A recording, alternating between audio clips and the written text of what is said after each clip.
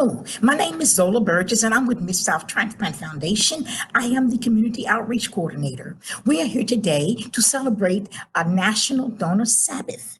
And with us, we have two visitors. Two visitors, that'll be Gina Canty and David Canty. And we have the utmost, Mr. Jim Holland. They're going to join us on our chat. So today we're going to be talking to Jim Holland, who is the pastor of St. Patrick Presbyterian Church in Collierville. Okay, and Gina Canty and David Canty they also attend his church. Uh, Jim, please introduce yourself. Okay, so my name's James M. Holland. People call me Reverend, but I'm not. I'm just a parish priest out here in Collierville. And so I pastor St. Patrick Presbyterian Church, which is, I started out of Second Pres 22 years ago. So I planted a church before this, came back home. I'm from Memphis.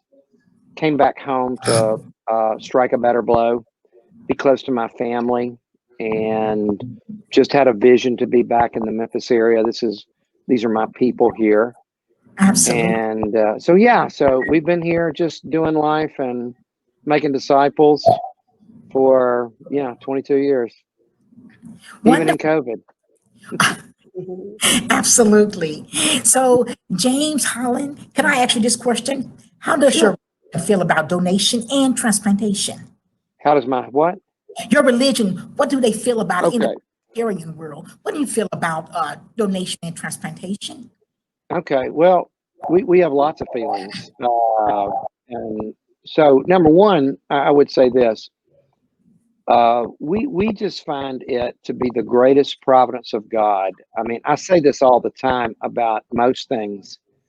When somebody gets sick, it's like usually I look at a lot of people and I say that we wouldn't be alive 100 years ago. And transplanting is one of those things, which is even almost more miraculous because it does involve other people, another person.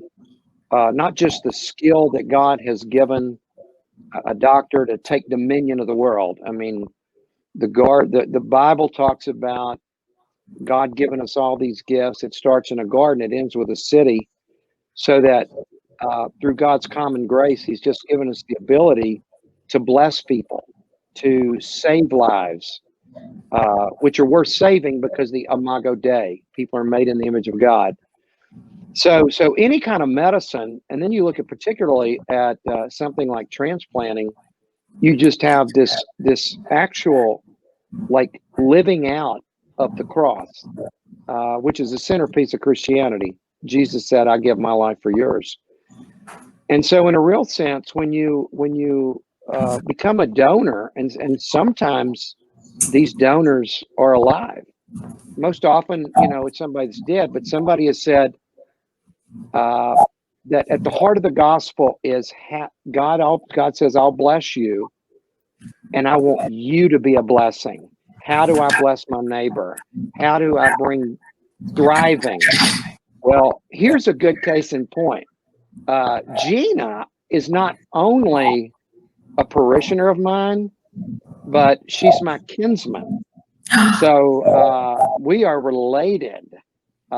She and my wife are cousins. So I have known her literally since the day she was born. And then when I came back to Memphis, David Canty was a good friend of mine that we had done ministry down in Florida and a few places and just had a good relationship. But, we weren't on each other's radar screen. And then lo and behold, the year I was planting the church, David shows up and said, "Man, I'm running a Chick-fil-A. I'm going to maybe be in your parish." I said, "You are going to be in my parish." Now, he didn't know Gina was in the equation at this time. So then they get married years later, and then they have foster kids. We adopted a child later. So we just got lots of places our stories intersect. But But for me, as a pastor watching this up close, I mean, I had a front row seat watching Gina, as after she and David got married, then her lung capacity was continually diminishing. And it was horrible. I mean, we're watching her, and I mean, I'm not Catholic, but I teasingly tell people there were 2 times, one at her house and one at the Baptist East, that if I'd been a Catholic priest, I would have read her last rites. I'm serious. As soon as November, before she got a transplant the first of the year. So what somebody was able to do was to cause human thriving. I mean, this is a front row seat.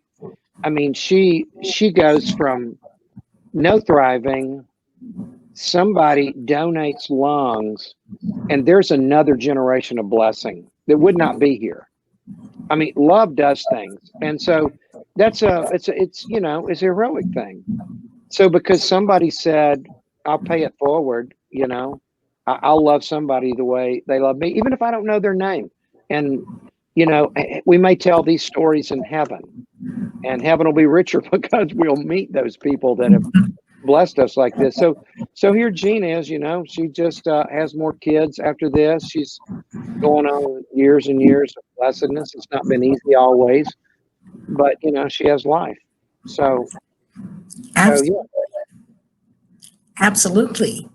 Well, thank you so much. We had no idea that y'all was related. So that's been a new one. I'm going to switch over to Davy and Jenna. David and Gina. Hey, Zola. Hi, sweetie. Hey. Tell your story.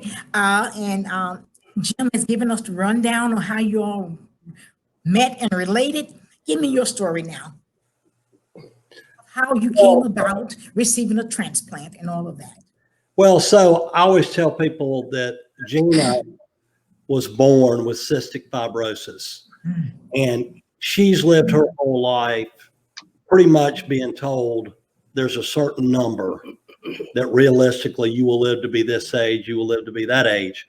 So when Gina and I met at St. Patrick Presbyterian Church and we got engaged and married, Gina's health was not great then. But I will honestly say I probably naively never understood how serious her health was. But when we married, after our first year of marriage, her lung capacity began to really, really deplete down to literally almost at one point 12% lung function.